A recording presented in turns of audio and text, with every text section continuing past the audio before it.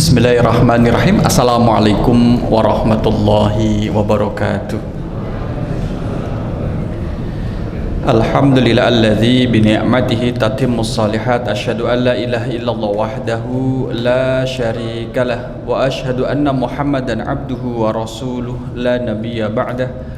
Allahumma salli wa sallim ala nabina Muhammad wa ala alihi wa ashabihi wa man tabi'ahu bi ihsani ila yaumiddin, amma ba'du. Bapak Ibu jamaah rahimakumullah, surah Az-Zalzalah ayat ke-6, 7 dan ke-8 insyaallah akan kita pelajari bersama pada malam kali ini, di mana pokok pembahasannya nanti bahwa membahas terkait dengan peristiwa yang terjadi setelah hari kiamat dan juga bagaimana kondisi di hari akhir. Sebagian peristiwa akan disampaikan di sini, sebagian kecil, dan kemudian yang tidak disampaikan pada ayat ini maka disampaikan pada ayat-ayat yang lain dan ayat-ayat yang berikutnya. Maka pembahasan kita setelah terjadi hari kiamat itu kondisinya adalah bagaimana kemudian bumi dihancurkan, kemudian manusia akan dibangkitkan kembali oleh Allah dengan kehidupannya yang baru untuk mempertanggungjawabkan apa yang telah dilakukan selama hidup di dunia. Jadi dia hanya mempertanggungjawabkan peristiwa atau perilaku yang terlahir dari dirinya sendiri, tidak kemudian mempertanggungjawabkan peristiwa yang terjadi sebelum dia lahir atau peristiwa keburukan yang terjadi setelah dia itu wafat. Kita tidak diminta pertanggungjawaban oleh Allah dengan peristiwa yang terjadi sebelum kita lahir, dan kita tidak dimintai pertanggungjawaban oleh Allah terhadap peristiwa yang terjadi setelah kita wafat. Artinya adalah semua pertanggungjawaban itu dikaitkan dengan apa yang terlahir dari diri kita. Mungkin bisa terkait dengan hati kita yang melakukannya, atau lisan kita yang mengucapkannya, atau anggota tubuh kita yang melakukan itu semua, dan itu akan dimintai pertanggungjawaban. Dari sini kemudian kita mendapatkan gambaran jamaah rahimakumullah bahwa setiap apa yang dilakukan oleh manusia akan dimintai pertanggungjawaban, sehingga kita sangat betul hati-hati terhadap yang namanya menyakiti orang lain. Menyakiti orang lain, baik menyakiti secara verbal, omongan, atau menyakiti secara psikis dalam bentuk ancaman, atau menyakiti dalam bentuk perilaku kekerasan, itu akan dimintai pertanggungjawaban di akhir nantinya. Sekalipun dalam kacamata manusia pelakunya itu kemudian bebas, lepas, tapi tidak pada hari kiamat nantinya. Di hari akhir nanti semuanya tidak bisa terlepas dari itu. A'udzubillahi minasyaitonirrajim. Yauma idzi yasdurun nasu ashtatan liyurau a'malahum. Yauma idzin, pada hari itu. Kapan? Pada hari terjadinya kebangkitan. Jadi setelah terjadi hari kiamat yang waktunya dirahasiakan oleh Allah, kemudian setelah dibangkitkan pada hari itu manusia keluar dari kuburnya. Yasdurun nasu, sodara bermakna sodara yasduru, keluar. An-nasu, manusia, maka di sini ada alif lam memberikan makna jenis manusia yang pernah hidup di dunia ini. Bagaimana dengan anak-anak kecil? Nah, kemudian bagi mereka yang kemudian diwafatkan oleh Allah Subhanahu wa taala di saat sebelum dia itu kemudian dewasa, maka baginya adalah surga karena belum ada catatan dosa. Kita membicarakan diri kita yang kemudian sudah melewati batas balik. Karena kita sudah melewati balik, maka kita menjadi mukallaf alaih, orang yang mendapatkan beban untuk melaksanakan perintah dan meninggalkan larangannya. Ashtatan, mereka ini berkelompok-kelompok, ya, ashtatan liyurau a'malahum, untuk diperlihatkan kepada mereka a'malahum, amal perbuatan mereka, ya. Jadi semua akan diperlihatkan. Siapa yang melakukan kebaikan, dia akan diperlihatkan. Siapa yang tobat dari keburukan yang telah dia lakukan, akan diperlihatkan. Apa yang kemudian dilakukan oleh manusia tidak diketahui oleh manusia yang lain pun akan diperlihatkan. Maka alaisallahu bi ahkamil hakimin, bukankah Allah itu hakim yang seadil-adilnya? Itu Allah. Jadi kalau kita bicara oh di dunia hakim ini sudah adil, ya menurut manusia. Tapi Allah mau mengetahui adil dan tidaknya. Karena balasan bagi hakim yang adil adalah dia mendapatkan naungan pada hari di mana tidak ada naungan kecuali dari Allah SWT. Itu termasuk hakim yang adil. Gampang atau tidak Bapak Ibu jadi hakim yang adil? Susah. Jadi pedagang yang jujur gampang atau susah? Susah. Pedagang yang jujur. Nah itulah kemudian Allah memberikan melalui sabda Rasul SAW, hakim yang adil, pedagang yang jujur, itu kemudian menjadi baginya adalah surga gitu. Wah gampang ya jadi pedagang yang jujur. Cobalah jadi pedagang nanti akan merasakan, ternyata susah ya jujur-jujur itu ya, jujur ketika berdagang. Nanti sekalipun juga banyak yang jujur dalam perdagangannya. Liyura a'malahum famay ya'mal mithqala dzarratin khairan yarah. Maka fa memberi makna segera, maka siapa yang ya'mal mengerjakan mithqala dzarratin khairan, jadi ya'mal khairan, jadi mengerjakan kebaikan, mithqala dzarratin seberat zarah. Telah kita sampaikan sesuatu yang kecil dan ringan, menunjukkan bahwa apa yang dilakukan oleh manusia sekalipun kecil dan ringan itu diapresiasi oleh Allah SWT. Minggu yang lalu kita sampaikan satu permisalan, kalau zarah, Dr. Wahbah Zuhaili menyebutkan semut yang kecil, yang merah, yang nempel di dinding, tidak nempel di jendela, kemudian tidak terlihat kecuali di saat tersinari oleh matahari. Oh ada semut ya? Iya, itu menggambarkan sesuatu yang kecil. Karena waktu itu ulama-ulama kita terdahulu belum ada mikroskop, belum ada. Jadi kemudian yang digambarkan sesuatu yang paling kecil ya demikian itu. Bapak Ibu masih ingat pertanyaan kemarin, hewan yang paling kecil nopo? Gitu, napa Pak? Ada madhab tengu, ada madhab cacing, gitu. Ada madhab tengu, ada madhab cacing. Madhab cacing adalah tengu yang cacingan. Masa ada cacing yang tenguan gitu? Allahu a'lam. Jadi bahkan sampai amalan yang kecil, yang dikatakan oleh sepele, kemudian yang ringan untuk diucapkan, dilakukan, itu akan Allah apresiasi. Khairayyarah, maka akan diperlihatkan balasannya.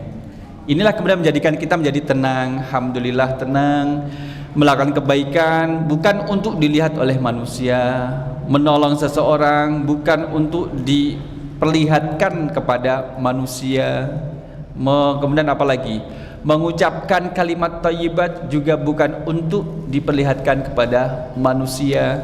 Semua kebaikan-kebaikan yang kecil ini ketika dilakukan Allah akan apresiasi. Tetapi juga wa may ya'mal mithqala dzarratin syarrayya, dan sesiapa yang sesiapa laki perempuan, tua muda yang mereka itu sudah balik melakukan syarron, kejahatan, baik kata syarron maupun khairan dalam bentuk isim nakira. Isim nakira maknanya adalah bersifat umum. Kalau khairan, kebaikan dalam bentuk isim nakira, apapun bentuk kebaikan itu yang menurut Allah adalah baik. Ya, min husni islamil mar'i tarkuhu ma la ya'nihi. Tanda dari baiknya keislaman kita ya ketika kita itu meninggalkan perkara yang tidak bermanfaat. Manfaat enggak gitu. Manfaat dan tidaknya bukan dari kita yang menentukan, tetapi kemudian dari syariat. Yang haram tidak bermanfaat apapun bentuknya, ucapan, perbuatan, makanan, minuman, itu tidak bermanfaat. Satu yang makruh juga tidak bermanfaat. Makruh maknanya dibenci oleh Allah. Kemudian yang syubhat, yang tidak jelas halal haramnya, itu juga tidak bermanfaat untuk dilakukan. Melakukan perbuatan yang mubah dengan israf, berlebih-lebihan, itu pun tidak bermanfaat untuk dilakukan. Nah inilah kemudian, lantas makna kebaikan itu apa? Khairan, semua yang baik. Kalau kita lihat di sini, khairan Kita lihat ada enggak khairan. Khairan yarahu. Di sini hanya dikatakan kebaikan, yarahu dia melihat balasannya. Balasan. Syarran yarahu, dia juga melihat balasannya. Ini dari makna yang khairan ataupun syarran. Nah, jamaah rahimakumullah, maka dalam Dr. Wahbah Zuhaili menyebutkan, kita lihat bagian yang akhir, bahwa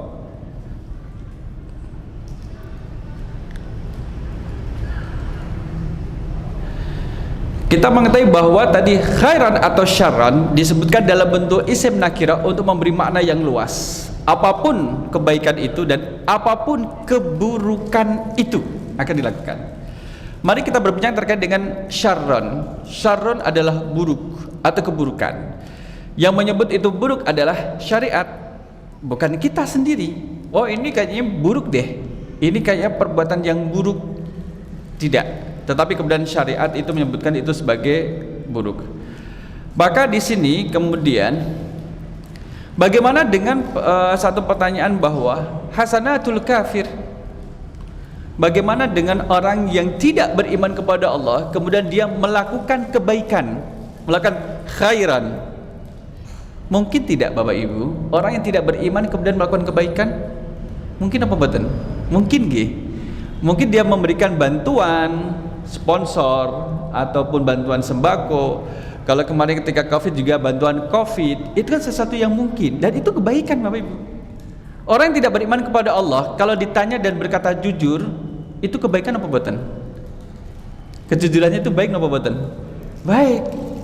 Sehingga kita kemudian tidak perlu dibenturkan dengan pertanyaan, pilih yang muslim tapi dusta atau kafir tapi jujur. Enggak perlu. Enggak perlu yang demikian itu. Justru kemudian bahwa seorang muslim itu harus menjaga keislamannya. Indikatornya adalah jujur, gitu. Orang beriman itu jujur indikatornya. Mungkin gak seorang mukmin kemudian terus dia itu pengecut, penakut gitu Pak? Mungkin atau tidak? Mungkin. Sekalipun pengecut bukan sifat yang baik, tapi tidak menghilangkan identitas keimanannya. Kalau seorang mukmin yang bakhil, pelit Pak. Mungkin apa batan Bu? Mukmin tapi pelit. Bakhil, mungkin. Sekalipun bakhil itu bukan sifat baik, tapi tidak menghilangkan keimanan seseorang. Nah, yang ketiga, mungkin gak seorang mukmin itu dusta?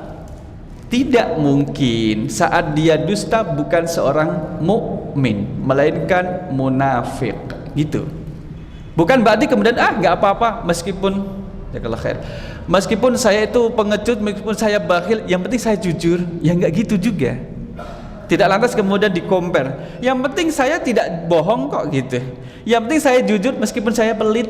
Kamu pelit ya? Iya, saya pelit. Saya jujur gitu. Saya jujur. Ya, maksudnya adalah harga diri seorang mukmin itu juga memperhatikan aspek kejujurannya, sehingga tidak perlu di-compare. Kamu pilih pemimpin yang mukmin tapi bohong atau kafir tapi dia jujur? Enggak perlu. Karena kita ketika sudah menyatakan sebagai seorang mukmin harus dijaga kejujurannya. Trustnya itu harus dijaga. Jadi, bagaimana dengan hasanatul kafir? Laisa min mu'minin wala kafirin amalan khairan aw syarran illa aradahullahu ta'ala iyyahu. Tidaklah seorang mukmin ataupun kafir itu memiliki amalan baik kecuali Allah menginginkan itu terjadi padanya. Jadi Allah yang menginginkan itu terjadi. Fa ammal mu'minu fayaghfiruhu lahu sayyi'atihi. Maka orang mukmin yang melakukan kebaikan akan kemudian bisa menghapus dosa-dosanya. Wa yusabu bihasanatihi, dan juga bisa diberi pahala dengan kebaikan-kebaikan yang dilakukan olehnya. Wa amal kafiru fataruddu hasanatuhu wa yu'adzabu bisayyi'atihi. Maka orang yang tidak beriman kepada Allah, sekalipun dia kemudian melakukan kebaikan, itu mardud, tertolak, dan diazab dengan keburukan kejahatan yang dia lakukan. Ini dalam konteks Al-Qur'anul Karim. Maka jamaah rahimakumullah, di sini kemudian dikatakan bahwa wa ala hadza yu'aqabul kafiru bisababi kufrihi. Orang yang kufur itu diadab karena kekufurannya, karena dia tidak beriman kepada Allah Subhanahu wa taala. Wa amma hasanatuhu fatanfa'u fid dunya. Adapun kebaikan yang dilakukan ketika dia masih hidup itu bermanfaat bagi dirinya hanya ketika di dunia saja, tidak sampai di akhirat. Ngaten. Ini Dr. Wahbah Zuhaili yang menyatakan demikian. Kadaf isyarrin au dararin anhu. Seperti kemudian di dunia dia selamat, kemudian tidak mendapatkan madarat karena kebaikannya.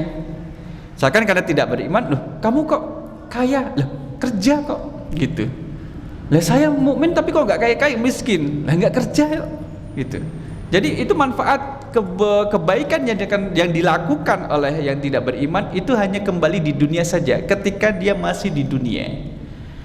Wa amma fil akhirati fala tufiduhu, kalau di akhirat tidak bermanfaat, dikatakan dia tidak bermanfaat, fala tufiduhu, nih tidak bermanfaat. Wala tunji min azabil kufri alladhi yakhludu fihi bihi finnari, maka kebaikan yang dilakukan oleh orang yang tidak beriman kepada Allah tidak menjadikan sebab atau tidak menyelamatkan dia dari azab Allah di akhirat nantinya. Mereka kekal di neraka, tidak menyelamatkan dia, tidak menyelamatkan dari kekekalannya di neraka. Ini kemudian surah Al-Furqan ayat yang ke-20 23. Wa qadimna ila ma amilu min amalin faj'alnahu haba'am mansura. Dan diperlihatkan, dihadirkan amalan apa yang telah dilakukan oleh orang-orang yang tidak beriman, amalannya itu faj'alnahu haba'am mansura, dijadikan sebagai debu-debu yang berterbangan. Haba'am mansura. Ada juga kasarabin, bagaikan fata morgana. Kasarabin, seperti fata morgana. Surah An-Nur ayat yang ke-39. An-Nur 39. An-Nur surah yang keberapa Bapak Ibu? Binten Pak? 24. Kita lihat di sini nggih. Surah An-Nur ayatnya tadi berapa? Lupa malah. An-Nur dia laras 24. Ayatnya adalah 39. Ayatnya 39. Sama-sama kita lihat di sini. Kita tutup. Walladzina kafaru a'maluhum kasarabim biqi'ati yahsabudz dzam'anu ma'a. Maka kalau lihat terjemahannya adalah orang-orang yang kufur. Nah, ini bisa ditutup. Coba kita tutup bahasa isyaratnya, kita tutup. Transliterasi kita tutup. Isyaratnya kita tutup. Agak pendek. Orang-orang yang kufur, amal perbuatan mereka seperti fata morgana, kasarobim, di tanah yang datar. Orang-orang yang dahaga menyangka air, hingga apabila ia mendatanginya, ia tidak menjumpai apapun. Yahsabu dzam'anu ma'a. Pertama, diibaratkan kebaikan orang-orang yang tidak beriman pada Allah, kebaikan yang dilakukan di dunia itu ibarat debu yang berterbangan. Nih, dari dalam surah Al-Furqan 23. Yang kedua adalah bagikan fata morgana dalam surah Al-Nur ayat 39. Kemudian yang ketiga adalah karomadin istaddat bihirri fi yaumin asif. Ibrahim ayat yang ke-18. Kita lihat surah Ibrahim ayat surat ke berapa Bapak? 14 nggih. 14 ayat berapa tadi? 18. Kita lihat ayat yang ke-18. Menikah. Masalul ladzina kafaru bi rabbihim a'maluhum karomadin ishtaddat bihir rihu fi yaumin asif. Jadi perumpamaan orang-orang yang kufur kepada Tuhannya itu, perbuatan mereka seperti abu yang ditiup oleh angin yang kencang pada saat badai, pada saat angin bertiup dengan kencang. Jadi tidak bermanfaat. Ini di akhirat. Di dunianya bermanfaat, di akhiratnya bermanfaat. Sehingga ada dua jenis amalan, bermanfaat hanya sampai di dunia saja, tapi tidak bermanfaat sampai akhirat. Ada kemudian amalan yang di dunia bermanfaat, di akhirat juga bermanfaat bagi pelakunya. Pondasinya adalah keimanan. Maka Bapak Ibu, kalau misalkan kita menulis amanu wa amilus salihat orang yang beriman lagi beramal soleh, kan dikaitkan kata iman amal soleh. Wa basyiril ladzina amanu wa amilus salihat. Bacaan imam tadi salat maghrib rakaat kedua, amanu dengan amal soleh.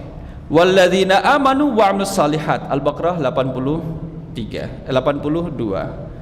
Kemudian Al-Baqarah 277, amanu wa amilus salihat. Sehingga dua kata ini, iman dan amal soleh, itu saling berdempetan, Pak, beriringan.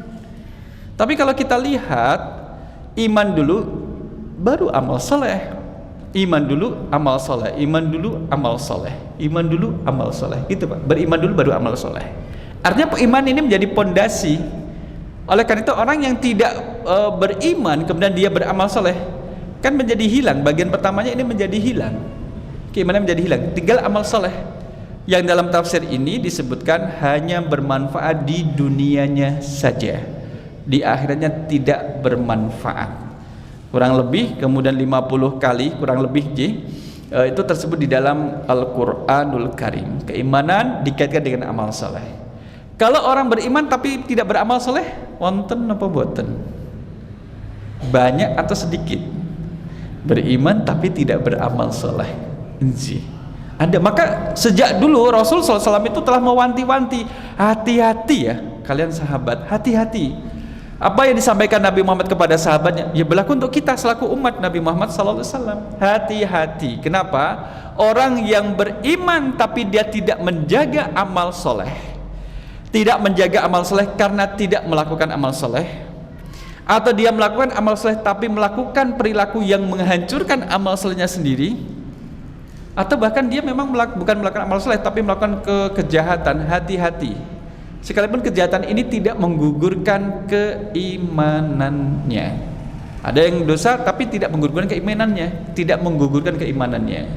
Itulah yang Rasul menyebut dengan kata muflis. Muflis, muflisun. Coba kita tulis sunnah, wan sunnah, apa ya? Nanti. Atadruna manil muflis? Kata Rasul SAW, sahabat, tahukah kalian siapakah orang yang muflis? Muflisun, mem, fa, lam dan sin. Mem, fa, lam dan sin, muflisun. Benten kalian Pak Mukhlis. Pak Mukhlis niku menggunakan kholasa, ikhlas, mukhlisun, mukhlisina lahuddin. Nggih, jangan sampai kemudian tersinggung kemudian keluar dari pengajian. Janganku disebut malah. Boten. Muflisun mim fa dan lam sin. Muflisun mim fa lam sin. Kalau mukhlisun adalah orang yang ikhlas, mengikhlaskan, bersih, membersihkan. Kalau muflisun menggunakan f atau fa adalah orang yang bangkrut. Itu muflis. Itu ada bangkrut. Siapa yang disebut bangkrut itu? Adalah rajulun ya'ti min ummati yaumal qiyamah bisolatin wa siyamin wa zakatin. Umat Nabi Muhammad sallallahu alaihi wasallam yang besok pada hari akhir itu datang dengan pahala solatnya, ya puasanya, ya zakatnya, tapi dikatakan bangkrut. Dia beriman, dia beramal saleh, tapi amal saleh ini kemudian tergerus dengan keburukan yang lain.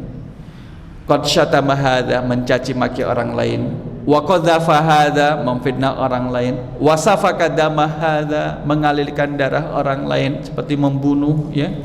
Kemudian wa akala damaha wa akala mal hadza bil batil, memakan harta orang lain dengan cara yang batil, wa zalama hadza, dan kemudian menzalimi orang lain.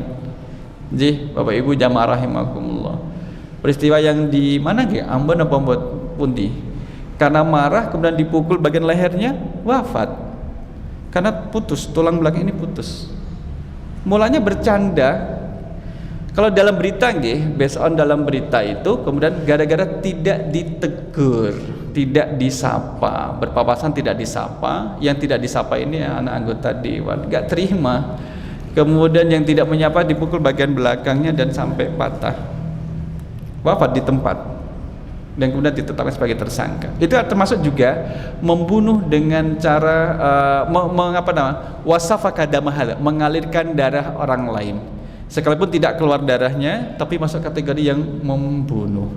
Ada qatlul amdi, ada qatlul ghairil amdi. Ada pembunuhan yang sengaja, ada yang tidak sengaja. Contoh yang tidak sengaja itu misalkan mau lempar mangga, ternyata batunya mengenai orang lain, tidak ada maksud, tapi kemudian saking jauhnya itu kemudian kena imbasnya, itu tidak sengaja. Karena yang dilempar adalah mangga. Benten dengan yang naik truk karena pengen ngambil mangga orang lain nggak enak, karena pohonnya terlalu pendek, maka pintu truknya dibuka, maju, mangganya masuk di pintu truk, ditutup pintu truknya, berarti buah mangganya di mana? Di dalam truk, terus diambil. Itu beda. Nah, di sini kemudian kita sampaikan bahwa kemungkinan kalau kita mengevaluasi dari diri kita, ada orang yang beriman tapi tidak menjaga keimanannya dengan amal soleh. Justru kalau kita sesama mukmin harus saling menghormati, tidak saling menjatuhkan atau menyerang satu dengan yang lainnya. Ya. Maka kalau ditanya di sini adalah, apakah nanti orang mukmin itu, kalau yang tidak beriman pada Allah sudah jelas di mana tempatnya nantinya, dan itu menjadi kekal karena tidak ada keimanan sedikit pun dalam dirinya. Sudah selesai, pembahasannya selesai. Nah, orang yang beriman ini kalau dia melakukan keburukan, maka pertanyaannya adalah apakah langsung ke surga atau kemudian transit dulu? Tentunya Bapak Ibu tanpa ditanya sudah tahu jawabannya saya. Tidak mau transit kan? Tidak mau transit atau pakai transit ke surganya? Tidak mau transit, tidak mau transit ke neraka. Karena kalau di neraka itu, kalau kita lihat di neraka ahqaba, tadi kita litaghin labithina fiha ahqaba. Kalau kita lihat jamaah rahimakumullah, ahqaba. Dalam An-Naba ayat yang ke-23, kita cari An-Naba. Berapa lama sih minimal manusia itu kemudian di neraka? Ngoten, pertanyaan ini ngoten. Minimal pinten Bapak Ibu? Enggak tahu nggih? Enggak tahu. Kita mulai dari sini dulu lah. Inna jahannama kanat mirsada, sesungguhnya neraka jahanam itu merupakan tempat mengintai bagi penjaga neraka. Litaghina ma'aba, dan menjadi tempat kembali orang-orang yang melampaui batas. Labithina fiha ahqaba, mereka tinggal di sana dalam masa yang lama. Berapa tahun lamanya ini? Ahqaba. Maka kita lihat ahqaba. Ahqaba di sini pada masa yang lama itu adalah labithina fiha ahqaba. Gitu deh. Bapak yang memiliki tinggal. Nggih, alhamdulillah. Qala balagani an ulhiqat al-huqbu salasami'atin sanah. Salasami'atin al-huqbu salasumi'ati sanat. 300 tahun. Ahqaba maknanya adalah al-huqbu itu adalah 300 tahun. 300 tahun itu setiap tahunnya adalah salasumi'atin wasituna yauman, 360 hari. Jadi ahqaba itu 300 tahun, satu tahunnya 360 hari. Kullu yaumin alfusanatin, setiap hari itu 1000 tahun. Ngitungnya pripun Pak? Tadi tak hitung gitu. 300 tahun, satu tahunnya 360, berarti 360 kali 300 tahun. Ngeten ta? Nah kemudian jadi gitu. Oh salah. Nanti 300 ngeten. 300 kali 300 tahun kali 360 hari itu ada 108.000. Baru dikali satu hari itu ada 1000 tahun. Berarti ada 108 juta tahun. Itu ahqaba, makna yang pertama. 100 juta tahun menika pinten 100 juta nggih. 100 juta tahun. Kemudian ditarik lagi kepada harinya manusia, berapa tahun niku?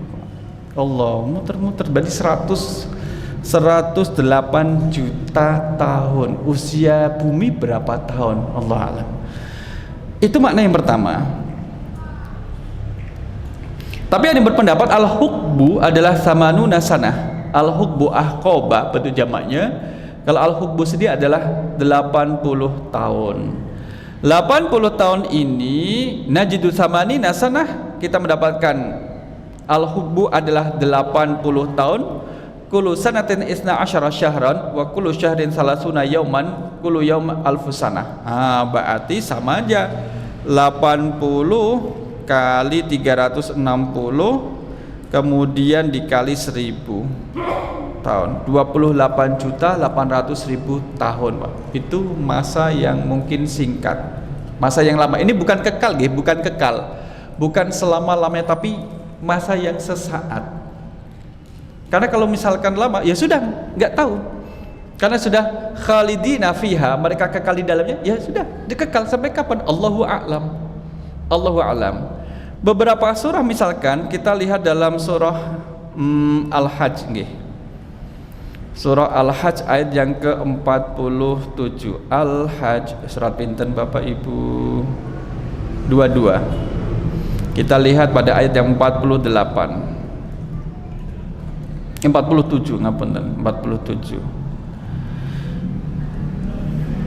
Wa yasta'jilunaka bil azabi wa la yukhlifallahu wa'dah wa inna yawman 'inda rabbika ka alfi sanatin mimma ta'uddun. Kaum musyrik Makkah meminta kepadamu Muhammad agar azab itu disegerakan. Jadi ini menantang orang-orang kafir Quraisy Makkah itu menantang Nabi Muhammad. Mbok dicepetke azabnya. Mana Muhammad azab yang kamu janjikan? Mbok disegerakan. Gak bahaya ta? Bahaya itu. Padahal Allah tidak menyalih janjinya. Ini wa inna yawman 'inda rabbika ka alfi sanatin mimma ta'uddun. Sesungguhnya sehari di sisi Tuhanmu adalah seperti 1000 tahun menurut perhitunganmu. Sehari di akhirat itu sama seperti 1000 tahun di dunia. Sekarang ngeten, Pak, 1000 tahun. Kalau misalkan nek 1000, kalau ada manusia hidup 1000 tahun di dunia, berarti baru hidup sehari di akhirat. Nabi Adam berarti maaf, Nabi Nuh berarti sehari kurang berapa, Pak? Kurang berapa jam? Nggak pernah sehari kan, karena 950 tahun. Kalau kita misalkan anggaplah 100 tahun, 1/10 hari itu berapa jam? Berarti baru 2,5 jam kita itu. Baru 2,5 jam hidup di dunia dalam perhitungan akhirat. Wes kemelinti. Napa niku kemelinti? Nggih, nggih ta? Napa kemelinti ngapunten bahasane pemelinti pecicilan napa malih. Itulah kemudian disebut wal asri innal insana lafi khusr. Wal as, demi masa hidupmu di dunia yang hanya sebentar. Jika diakumulasikan, dikonversikan dengan kehidupan di akhirat. Dalam surah At-Taghabun ayat yang ke-7 ya, At-Taghabun yang bawah-bawah, surah At-Taghabun ayat yang ke-7, kita lihat.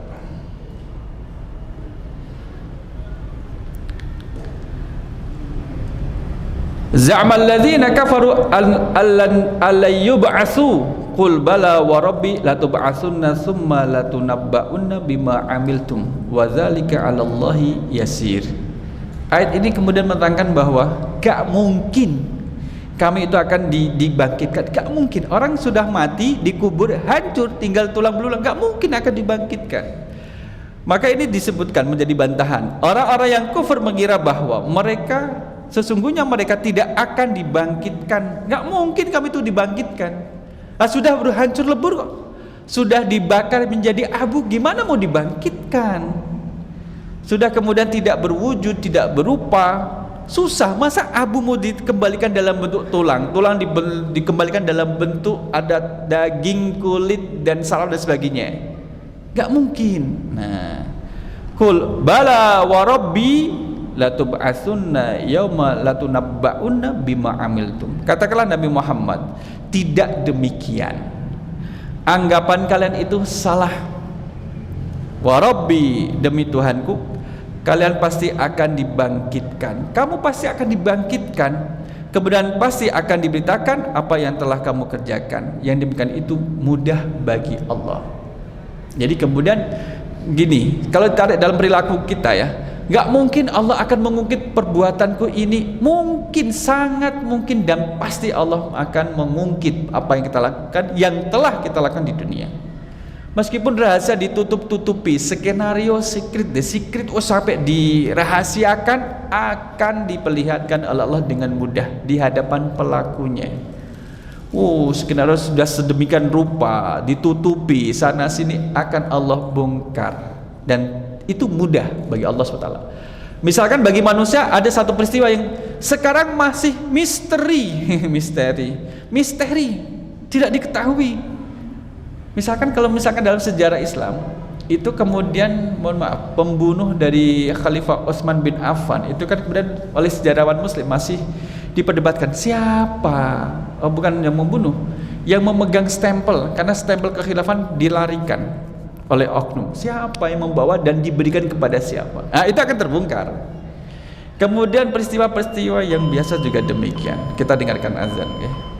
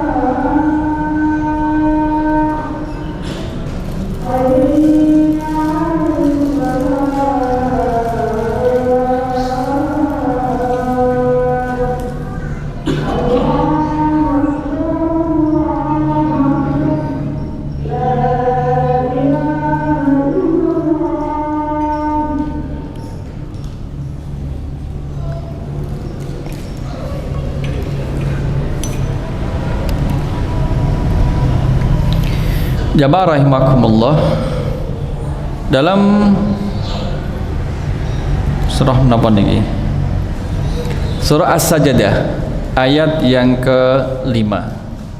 A'udzubillahi minasyaitonirrajim. Yudabbirul amra minas samaa'i ilal ardi thumma ya'ruju ilaihi fi yawmin kana miqdaruhu alfa sanatin mimma ta'uddun. Ayat ini juga menjelaskan terkait dengan ukuran bahwa satu hari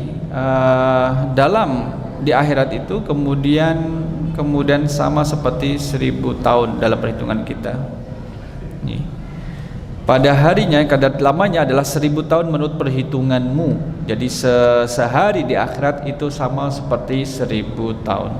Ini dalam surah surah As-Sajdah. Dalam surah Al-Ma'arij ayat yang keempat, ta'rujul malaikatu warruhu ilaihi fi yaumin kana miqdaruhu khamsina alfasanah. Jadi para malaikat dan Ruh Jibril naik menghadap pada Tuhannya dalam sehari yang kadarnya 50.000 tahun. 50.000 tahun sehari kadarnya itu ya. Kemudian dalam surah Al-Kahfi ayat yang ke-49 ya, ayat 49. Ini kemudian menjelaskan terkait dengan wa wudi'al kitabu fataral mujrimina musyfikina mimma fihi wa yaquluna ya wailatana ma li hadzal kitab la yughadiru shaghiratan wala kabiratan illa ahsaha. Ini bentuk penyesalan dari orang-orang yang kemudian tidak memperhatikan perilakunya ketika di dunia. Diletakkan kitab catatan amal pada setiap orang, lalu engkau akan melihat orang yang berdosa merasa ketakutan terhadap apa yang tertulis di dalamnya. Kalau yang membaca kitab amalannya kemudian teriak histeris takut, berarti catatan dalam amal perbuatannya itu tidak baik. Mereka mengatakan, betapa celaka kami, kitab apakah ini tidak meninggalkan apa yang kecil dan yang besar kecuali mencatatnya. Tidak ada yang luput baik kemudian ada hak apa kewajiban yang terlewatkan, itu akan tercatat. Korban menjadi pelaku menjadi korban dalam satu persidangan, itu kemudian akan diungkap di dalam buku catat amal perbuatan ini, ya. Dan juga jamaah rahimakumullah, ini juga yauma yab'atsuhumullahu jami'an fayunabbi'uhum bima 'amilu ahsahullahu wa nasu wallahu ala kulli syai'in syahid. Pada hari itu Allah membangkitkan mereka semua, kita akan dibangkitkan. Lalu Allah memberitakan kepada kita mereka apa yang telah mereka kerjakan, apa yang kita lakukan akan diberitahukan oleh Allah. Allah mengetahui semua amal meskipun mereka telah melupakannya. Coba misalkan Bapak Ibu tarik dari usaha sekarang dikurangi 15 tahun, kemudian ditentukan harinya, kemudian dihitung waktu itu kita sedang ngapain dan di mana dengan siapa, melakukan apa. Toh nanti lupa. Kita lupa. Seusia misalkan kita usia 35, 40, bisa nggak mengingat peristiwa dari dulu sampai sekarang? Ya, ada yang ingat dan banyak yang lupa. Tapi Allah tidak akan melupakan satu pun. Yang inilah kemudian kalau kita mendapat ingat-ingat yang tidak baik, maka harus kita kejar dengan pertaubatan dan beristighfar. Kita masih hidup dan pintu tobat masih terbuka untuk kita. Bagi yang bermau tobat, innahu kana tawwaba. Sesungguhnya Allah zat maha penerima taubat, dan semoga Allah menerima taubat kita. Amin ya rabbal alamin. Demikian Bapak Ibu jamaah rahimakumullah, surah Az-Zalzalah. Pekan depan kita masuk dalam surah Al-Bayyinah insyaallah. Kita cukupkan dengan doa kafaratul majlis. Subhanakallahumma wa bihamdika asyhadu an la ilaha illa anta astaghfiruka wa atubu ilaik. Aku qouli hadza astaghfirullah li wa lakum. Wassalamualaikum warahmatullahi wabarakatuh.